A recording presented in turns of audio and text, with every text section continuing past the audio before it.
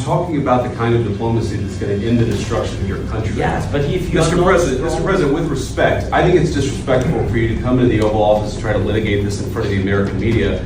Right now, you guys are going around and forcing conscripts to the front lines because you have manpower problems. First of all, during the war, everybody has problems. Even you, but you have nice ocean and don't feel now, but you will feel it in the future. God bless. You don't know that. God bless. You don't God know. bless. You will not have a war. Don't tell us what we're going to feel. We're trying to solve a problem. Don't tell us what we're going to feel.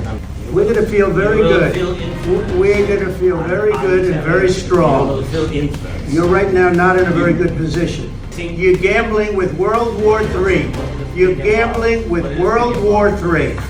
And what you're doing is very disrespectful to the country, this country. That's back to you. नमस्कार आदाब red mic दुनिया में आपका स्वागत है। Zelensky और president Trump के बीच जो एक तल्ख भरी एक्सचेंज है वो आप लोग ने देखा कल जो ओवल ऑफिस में जब दोनों मिले और ये उम्मीद थी कि उसके बाद क्रिटिकल मिनरल की जो एक डील है उस पे साइन करेंगे अमेरिका और यूक्रेन।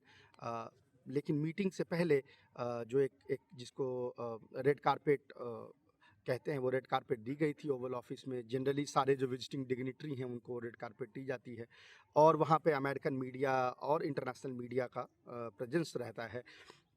तो जब वो हो रहा था तो वहाँ पे ज़ाहिर है प्रेसिडेंट जेलेंस्की भी थे और प्रेसिडेंट ट्रंप थे, वाइस प्रेसिडेंट जी.डी. वांस थे और वहाँ पे वो जो एक्सचेंज था उसमें एकाएक जो है तल्खी जो है वो आ गई और वो जिसको कह सकते हैं फ्री फॉर ऑल हो गया। वो एक दूसरे पे चिल्लाने लगे, तमाम चीज़ें एक दूसरे को कहने लगे जो शायद लोग और जो पत्रकार हैं और जो दर्शक हैं वो पहले से जानते भी हैं उसके बारे में कुछ।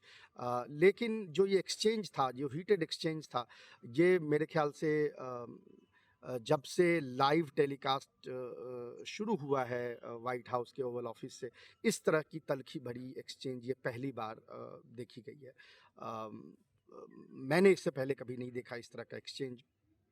और जिस तरह से एक माहौल बन रहा था पिछले हफ्ते में, खासकर जिस तरह से अमेरिका प्रेशराइज कर रहा था प्रेसिडेंट जेलेंस्की को कि वो एक पीस डील जो है वो साइन करें रूस के साथ, और सिर्फ पीस डील ही नहीं, साथ में वो चाहते थे कि एक जो क्रिटिकल मिनरल के जो कुछ माइंस हैं और तमाम कुछ जो डिपॉजिट्स हैं यूक्रेन में, अमेरिका चाहता था कि यूक्रेन एक बिल्कुल जो मास्टर स्लेव रिलेशनशिप वाली एक जो डील होती है, बिल्कुल एक्सप्लॉइटेटिव नियो कॉलोनियल टाइप का एक डील जो है वो साइन करना चाहता था, जिसमें अमेरिका ये चाहता था कि जो एड या जो ग्रांट उन्होंने सप्लाई दिया है यूक्रेन को पिछले वार के दौरान में, उस वॉर के ग्रांट का कुछ हिस्सा जो है वो वापस ले ले। यानी वो मिनरल्स जो हैं उनके यानी माइनिंग से जो पैसे आएंगे अमेरिका उसमें एक बड़ा चंक अपने पास रखना चाहता था।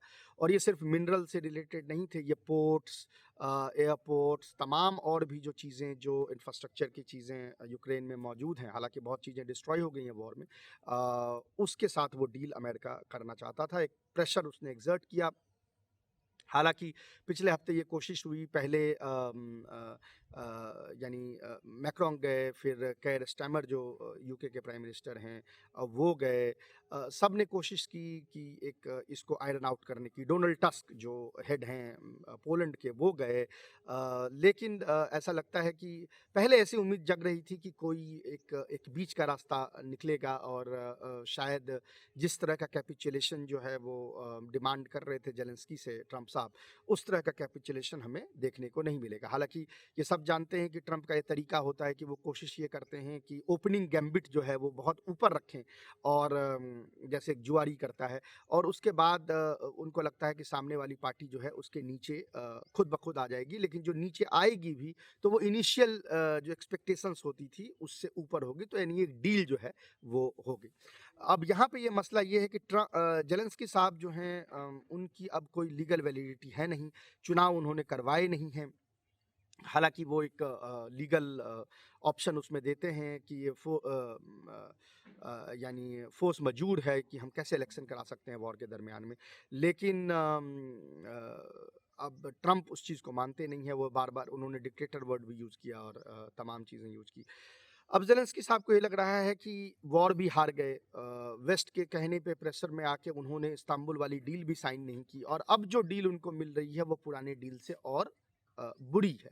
तो उनको ये लग रहा था कि अगर ये डील वो साइन करेंगे तो शायद यानी एज अ हिस्टोरिकल फिगर जो उनकी एक इमेज, उनकी जो लेगेसी होगी वो यूक्रेनी जनता में जो है वो एक्सेप्टेंस की नहीं होगी। तो मेरे ख्याल से उनको भी ये लग रहा है कि there is nothing to lose, war हम हार ही चुके हैं। दोबारा उन्हें अब जो है प्रेसिडेंट वो बन भी नहीं सकते क्योंकि जो पोलिंग जिस तरह से वहाँ हो रही है, ओपिनियन पोल्स आ रहे हैं उसमें वो काफ़ी पीछे हैं वहाँ के एक्स आर्मी चीफ ज़ुलुज़नी से। तो उन्होंने, मुझे लगता है कि अपने लेगेसी को सर्वाइव करने के लिए ये पूरा कॉन्कॉक्ट किया कि मीडिया के सामने अगर वो इस तरह का कन्फ्रंटेशन देते हैं ट्रंप को, तो एक तो जो यूरोपियन एलाइज उनके हैं उनमें कॉन्फिडेंस आएगा, उसमें उनका नाम होगा कि भाई देखिए हम लोग जो है वो मीली माउथेडनेस से बात करते रहे ट्रंप से और इन्होंने बिल्कुल उनसे लड़ाई कर ली।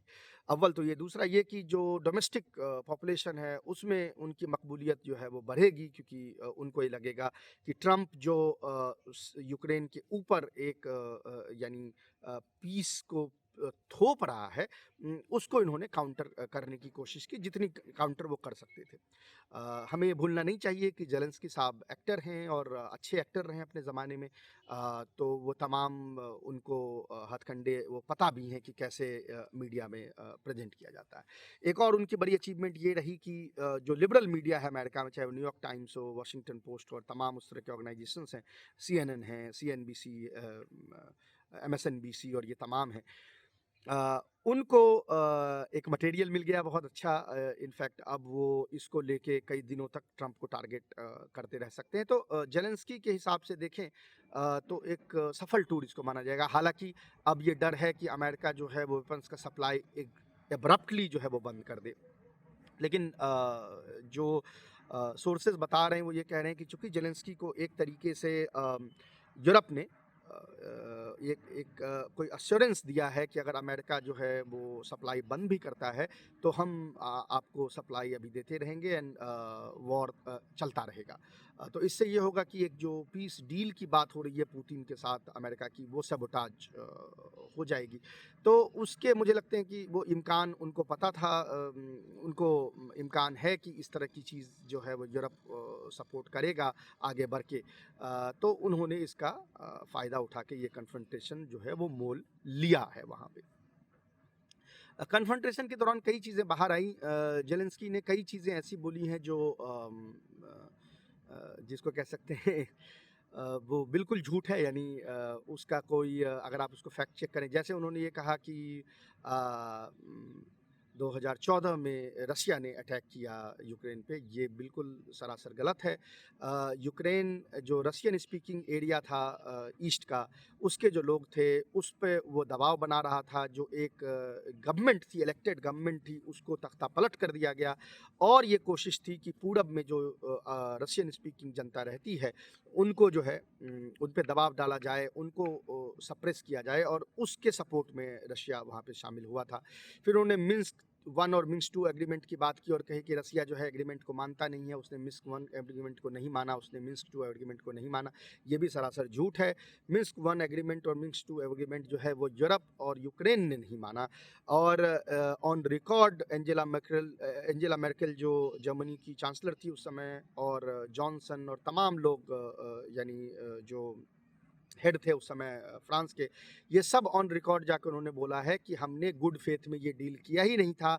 हमने ये डील इसलिए किया था कि रसिया जो है वो रुका रहे और हम यूक्रेन को आर्म कर सके, और हमने उनको 10 सालों तक 8 सालों तक बिल्कुल जो है उनको फोर्टिफाइड पोजीशन बनाने दिया, उनको आर्म किया ताकि वो रसिया को कन्फ्रंट कर सके। तो ये बिल्कुल सरासर झूठ है, ये ऑन रिकॉर्ड है।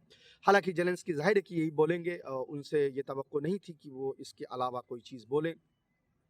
कुछ और चीज़ें वहाँ पे बोली गई। ट्रंप ने रसिया गेट का भी एक हवाला दिया, जो भी इट हैज़ फॉलन डाउन, सब जानते हैं कि रसिया का उसमें कोई रोल नहीं था।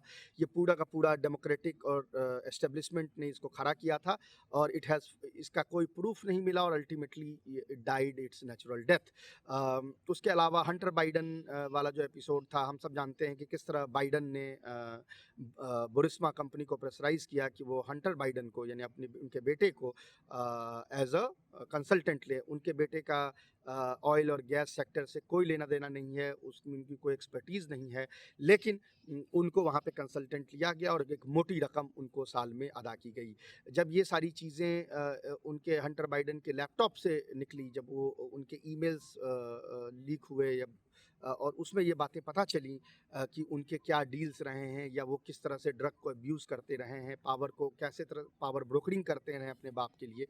ये सब चीज़ें जब पता चली तो एक डेमोक्रेटिक एस्टेब्लिशमेंट ने, जिसमें कि CIA के तमाम ऑफिशियल्स शामिल थे, उन्होंने एक लेटर लिखा जिसमें कहा कि ये रसिया कैंपेन है और ये डिसइन्फॉर्मेशन कैंपेन है। उसका भी हवाला ट्रंप ने दिया।